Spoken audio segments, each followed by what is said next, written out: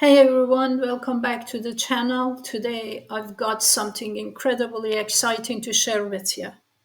Whether you're a student, a professional, an entrepreneur, or just someone who loves learning new things, you're going to want to stick around.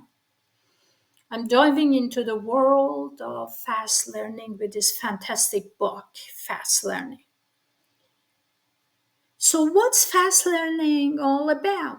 Imagine being able to absorb new knowledge and skills at lightning speed. Sounds awesome, right? This book is your ultimate guide to making that a reality. It's packed with the strategies and tips that are scientifically proven to help you learn faster and more efficiently. I talk about the science behind fast learning, real life success stories, my success stories. I've had 170 students from ages 5 to 62 in China, Norway, Russia, Ukraine back then. First of all, let's talk about the science behind fast learning.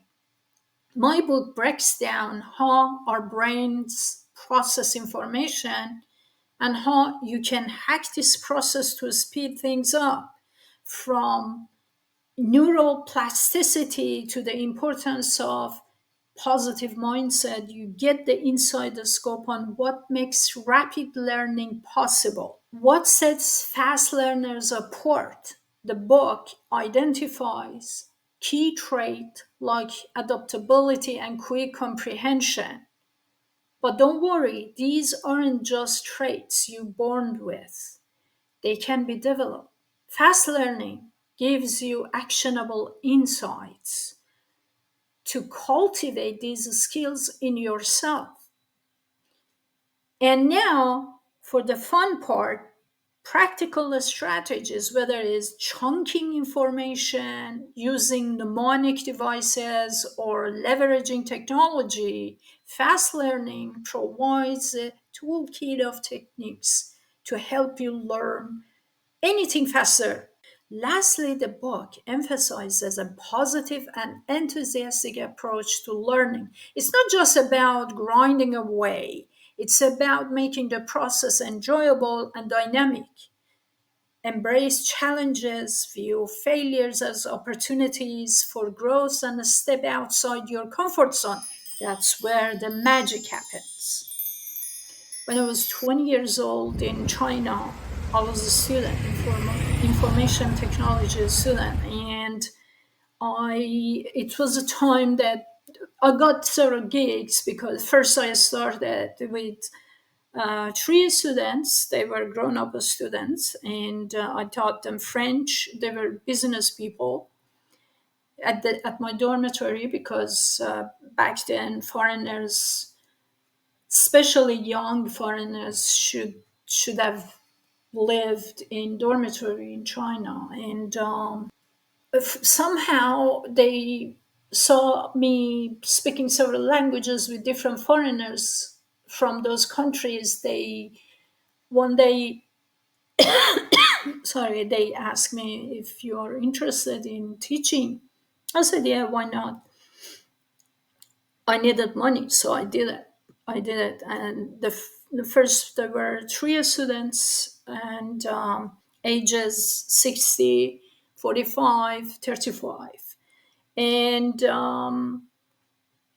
in 3 months they were able to speak French and Russian. They were Chinese, of course. I lived in China, and later on they referred me to more people, and in a short amount of time I received a bigger gig, which was teaching to 170 students ages 5 to 45. I accepted. Then something horrible happened, which was a gang started. They were against the government, so they started creating horror and fear in the streets, and they announced that they will kill women if they see any woman after 6 p.m. outside. And my classes were finished at 7 p.m. And they were paying me good money. I mean, when a well-educated Chinese salary was 400 yuan, Chinese yuan, my salary was 15,000 yuan a month. Yeah, it's unbelievable, I know. And I was only 20. So I said, all right, I do it. And they loved me so much that sometimes they wanted to stay longer and benefit from my stories, my classes, because I use different methods and techniques, which I personally develop in learning myself different languages. So sometimes they stayed until 8 p.m. And by the time I was home, it was 9 p.m. And thank God and Jesus, I was safe. Nothing happened to me. That was the time that many women were announced were killed from behind by hammer. I don't remember the name of the gang, but I remember one thing that hammer was in that name, or hammer, I don't know. Anyway, that was great. Then I started teaching to postgraduate and graduate students who needed to improve their language in order to get a scholarship uh, to pursue their education in North America. And 75% were able to get the highest score and get the scholarship. It was very difficult for a Chinese to get outside China because it required a lot of money for a Chinese on low salary, and there were a lot of regulations for them to get out of the country. And this was a great excuse for them to get out. And I was the reason for many of them to get out. I received a lot of letters from my students thanking me. Anyway, later on, I received another task, which was at the university teaching Russian to managers, bank leaders. It was and I was again a student, information technology student, and it happened in North Central Norway, and they had no idea about Russian language, and they wanted me to teach them. And after my classes at school, I I was given this task and I taught them because it was agricultural project between Norway and Russia.